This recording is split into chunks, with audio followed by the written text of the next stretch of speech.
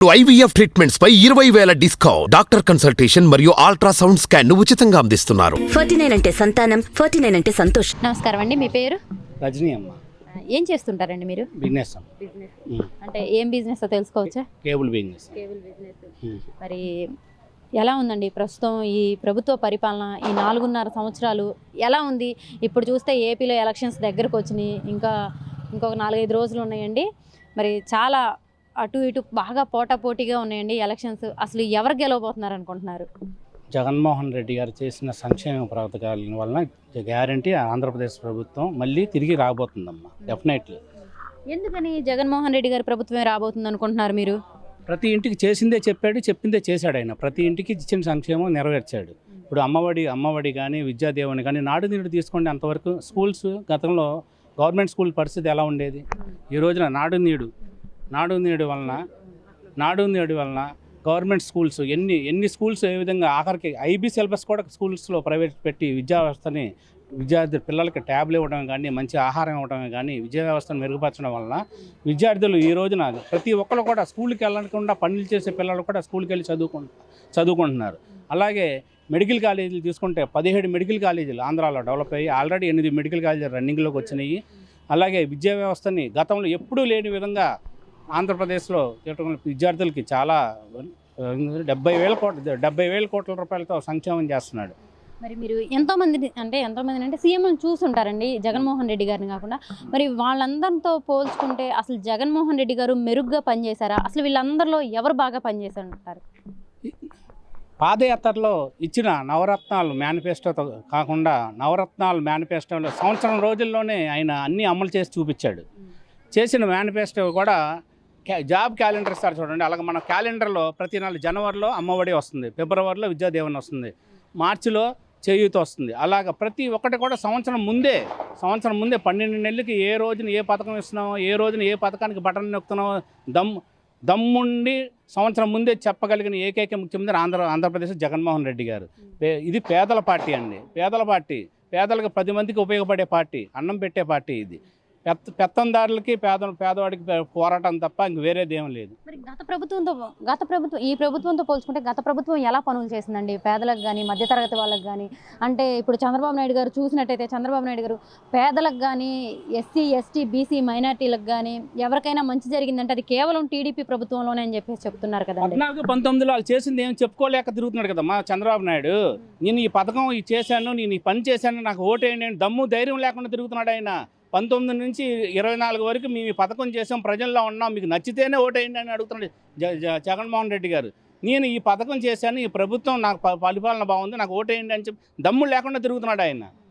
చంద్రబాబు నాయుడు గారు కూడా చెప్తున్నారు కదండి, రైతులకి రుణమాఫీ చేశాము, పసుపు కుంకుమ ఇచ్చాము, రోడ్లు వేసామని చెప్తున్నారు కదండి. అమ్మా 70,000 కోట్లు జగన్మోహన్ రెడ్డి గారు చేస్తున్న పథకాలు, సంక్షేమ పథకాలు మొత్తం కూడా సంవత్సరం బడ్జెట్ 70,000 కోట్లు అవుతుంది. ఈ రోజున చంద్రబాబు నాయుడు చెప్పిన మాయ మేనిఫెస్టో 1,80,000 నుంచి 2,00,000 కోట్లు అవుతుంది. ఆ 70,000 కోట్లకు కూడా ఎంప్లాయీస్కి కానీ, పెన్షనర్స్కి కానీ సకాలంలో జీతాలు ఇవ్వలేని పరిస్థితి జగన్మోహన్ రెడ్డి గారు.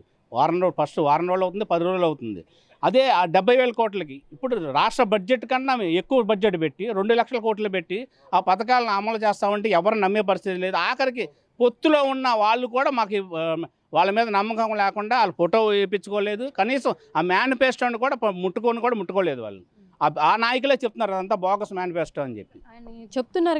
కానీ చంద్రబాబు నాయుడు గారు ఈసారి బాబు వస్తేనే జాబ్ వస్తుంది అని చెప్పేసి అంటున్నారు కదండి. మరి ఈ పథకాలన్నీ అనేకమంది పథకాలు ఇస్తామంటున్నారు, నిరుద్యోగ వృత్తి ఇస్తామంటున్నారు, ఆడవాళ్ళకి బస్సులు ఫ్రీ ఇస్తామంటున్నారు. మరి జగన్మోహన్ రెడ్డి గారు గతంలో పథకాలే తప్ప కొత్త ఏం పెట్టలేదు కదండి, ఇంకా కొత్త ఏం చెప్పలేదు కదా మేనిఫెస్టోలో. అదేనమ్మా, చెప్పిందే చేస్తున్నాడు, చేసిందే చెప్తున్నాడు జగన్మోహన్ రెడ్డి గారు అంటేనే నమ్మకం అంటేనే జగన్మోహన్ రెడ్డి గారు. గతంలో 2014లో కూడా జాబ్ వస్తుంది ప్రతి ఇంటికి. అవి ఈ ఆచరణ సాధ్యం కానీ అమల్లో ఉన్న అన్ని మేనిఫెస్టోలు పెట్టాడు. మేనిఫెస్టో కూడా ఆల్రెడీ డిలీట్ చేస్తాడు ఆయన ఆన్లైన్లో. ఆ మేనిఫెస్టో కూడా ఆన్లైన్లో డిలీట్ చేశాడు. ఏది కూడా ఆయన చంద్రబాబు నాయుడు గారు ఏ రోజు కూడా ఏ పథకం కూడా ఆయన అమలు చేయలేదు 2014 నుంచి 19 వరకు. మరి అంతేకాకుండా ఇప్పుడు వచ్చేసరికల్లే ఈ పేదలకు ఇచ్చే పథకాలన్నిటి మీద చంద్రబాబు నాయుడు గారు అంటే ఆపేసేలాగా జులుం చూపిస్తున్నారు అని అంటున్నారు. అది ఎంతవరకు నిజమండి? నిజమే కదమ్మా. ఇప్పుడు పెన్షన్దారులు ముసలోళ్ళు ప్రతి ఒక్కళ్ళు కూడా ఇంటికి ప్రతి 6 గంటలకల్లా ఇంటికి వెళ్ళి వాలంటీర్ పెన్షన్లు చేతిలో పెట్టేవాళ్ళు. అలాంటిది గత నెలలో కానీ ఈ నెలలో కానీ ఎంతమంది ఎండల్లో ఆఖరికి చనిపోయిన సందర్భాలు కూడా ఉన్నాయి. వాళ్ళ మీద కక్ష సాధించి వాళ్ళకు కూడా పెన్షన్లు చేతికి అందనివ్వకుండా వచ్చాయి. అలాగే ఇన్పుట్ సబ్సిడీ రైతులకు వచ్చే ఇన్పుట్ సబ్సిడీని ఆపిచ్చారు.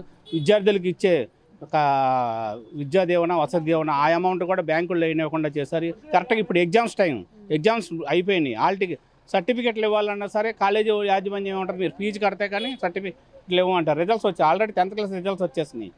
తర్వాత ఇంటర్మీడియట్ కూడా రిజల్ట్స్ వచ్చేస్తున్నాయి. వాళ్ళు సర్టిఫికెట్స్ అడిగితే మీ ఫీజు క్లియర్ అవ్వలేదు, మీరు కట్టండి అంటారు పేరెంట్స్ని. ఆ నిధులు కూడా జమ కానివ్వకుండా దుర్మార్గమైన ఆలోచన చేసి చంద్రబాబు నాయుడు గారు కుట్రపూరితంగా ఆఫ్ చేశాడు. మరి ఈసారి ఎలాగైనా సరే చంద్రబాబు నాయుడు గారిని గెలిపించాలని పవన్ కళ్యాణ్ గారు కూడా అనుకుంటున్నారు కదండి. ఈసారి జగన్మోహన్ రెడ్డి గారిని గద్దె దించాలి, అదే నా లక్ష్యం అని చెప్పేసి పవన్ కళ్యాణ్ గారు కూడా అంటున్నారు కదండి. అమ్మ దమ్మున్న ఒక్క ఆడమ్మాయి ఆమె చేతి మీద ఓడిపోవడానికి ఆయన సిద్ధంగా ఉన్నాడు. ఆయనకే దమ్ముంటే జబర్దస్త్ స్ట్రీముని పెడుతున్నాడు, రికార్డింగ్ డాన్స్ ట్రూపులు తీసుకున్నాడు, ఆఖరికి వాళ్ళ అన్నయ్యని కూడా ప్రచారం చేపిస్తున్నాడు. అక్కడే తేలిపోయింది. ఆడమ్మాయి చేతిలో ఓడిపోవడానికి గెలిచే దమ్ము లేక మొత్తం ఉన్న సినీ ఇండస్ట్రీలు మొత్తాన్ని ప్రచారం చేపిస్తున్నాడు. అక్కడ ఆయన మీద నమ్మకం లేదమ్మా. కుప్పం మాదే, మంగళగిరి మాదే, మీరు చూస్తూ ఉండండి. హిందూపురం కూడా మాదే. అసలు జగన్మోహన్ రెడ్డి గారిని పులివెందల్లోనే ఓడిస్తానంటున్నారు కదండి చంద్రబాబు నాయుడు గారు. లేదమ్మా, ఒక్క సర్పంచ్ నుంచున్నా సరే పులివెందలు గెలుస్తాడు. ఆయన దాకా అవసరంలా. కుప్పం మీరు చూస్తూ ఉండండి. కుప్పం మీకు గెలిచేది మేమే, హిందూపురం మాదే, మంగళగిరి కూడా మాదే. ఎందుకనండి మంగళగిరిలో కూడా మీరే అంటే ఎందుకు వైసీపీ గెలుస్తుంది అనుకుంటున్నారు? లోకేష్ గారు గతంలో పోటీ చేసి ఓడిపోయారు, మరి ఈసారన్నా గెలవరంటారా? లోకేష్ అంటే నమ్మకం లేదమ్మా. ఆయన ఎక్కడ ఉంటాడు? స్థానిక అమ్మాయి ప్రజలకు అందుబాటులో ఉండే అమ్మాయి. ఆమె ప్రజలకు అందుబాటులో ఉంటుంది, అభివృద్ధి చేసి తీరుతుంది. ప్రతి ఒక్క సంక్షేమ పథకాలు మంగళగిరిలో అందాయి ప్రజలకి. అది ఓకే అండి. మరి ఈసారి జగన్మోహన్ రెడ్డి గారు 175కి 175 కొడతారంటారా? గ్యారంటీ అమ్మా. పోయినసారి మీద వచ్చిన 151 మీద ఎక్కువ సీట్లు వస్తాయి కానీ తక్కువ రావు. మరి ఈరోజు పవన్ కళ్యాణ్ గారు, మోడీ గారు విజయవాడలో పర్యటిస్తున్నారండి. మరి దీని ప్రభావం అసలు రేపు జరగబోయే ఎలక్షన్ మీద ఉంటుందంటారా? ఏమ్మా, ఇప్పుడు చంద్రబాబు నాయుడు మోడీ ఏం చెప్పారు? పాచిపోయిన లడ్డు తీసుకొచ్చారని చెప్పాడు పవన్ కళ్యాణ్. చంద్రబాబు నాయుడు ఏం చేశాడు? అమరావతికి ఏం తీసుకొచ్చాడు? మోడీ లడ్డు మట్టిని నీళ్లు తీసుకొచ్చారని చెప్పాడు. ఇప్పుడు అదే మోడీ వస్తున్నాడు. ఎందుకు నిలదీయట్లేదు? విశాఖ ప్లాంట్ని ఎందుకు మాట్లాడట్లేదు? మోడీ వస్తున్నాడు. ముందు వాటికి సమాధానం చెప్పి మోడీ విజయవాడలో ఆఖరు పెట్టాలి. మన రాష్ట్రానికి తీరని అన్యాయం చేసింది మోడీ గారు. రాష్ట్ర విభజన హామీలు ఏమి కూడా అమలు చేయలేదు.